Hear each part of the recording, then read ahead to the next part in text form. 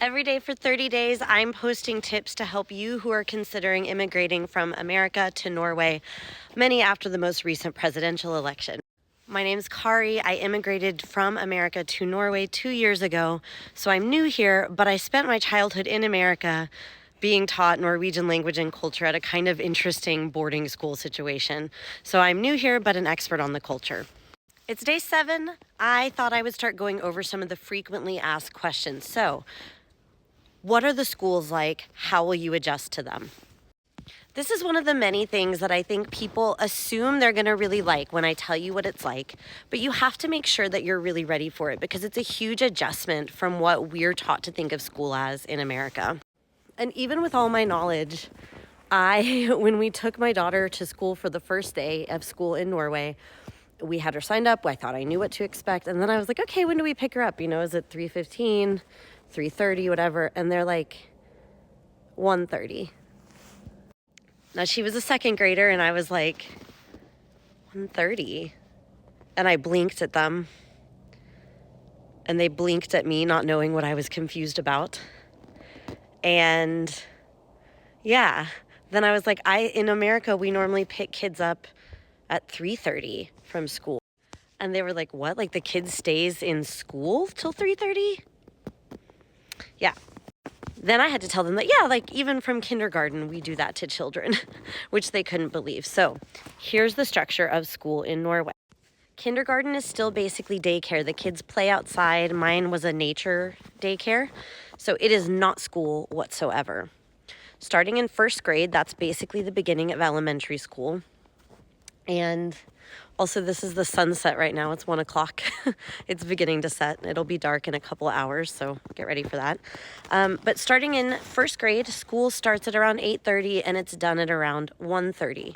On Fridays, it's done at 12:30. At least that's how it is here, and it's generally the same. Within that 5-hour period, they have 3 different quite long recesses. School up until 5th grade, therefore, is all about play and learning how to socialize. Of course, they have math and reading, but they prioritize learning outcomes like how to manage social conflict. Hi, Suvi. 1 day a week is outdoor school where they go hiking. Other things that are seen on the curriculums are swimming lessons. They learn how to bicycle as part of their learning outcomes.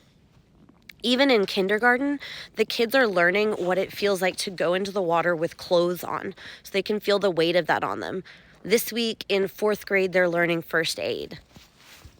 Like so much else about Norway, I know you're probably sitting here thinking this sounds amazing, but just think about your actual values. Give it some more critical thought.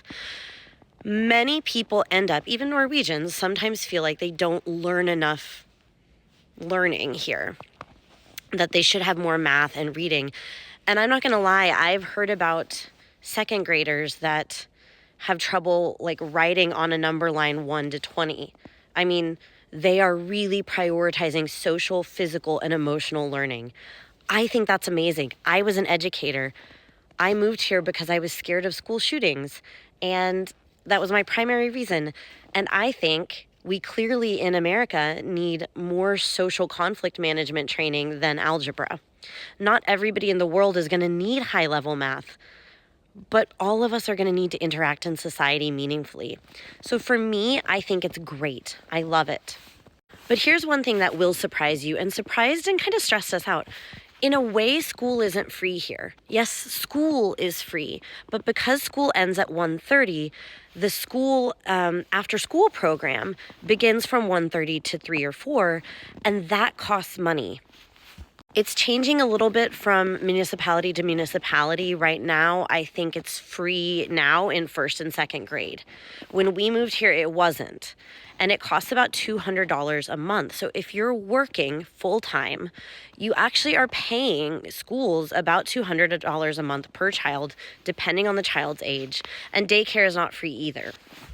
That was something that surprised us because you feel like this is a place with a lot of social supports, and it is.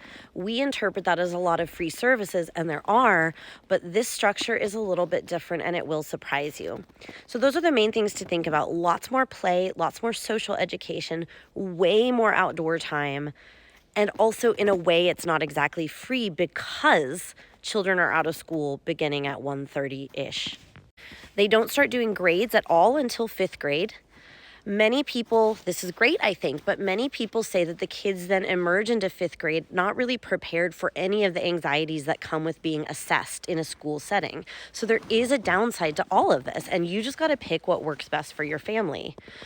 Once you get into the high school level, you can either choose going to sort of a college training, sort of high school general studies, or you can go into a vocational school. Those are the two different pathways that exist there.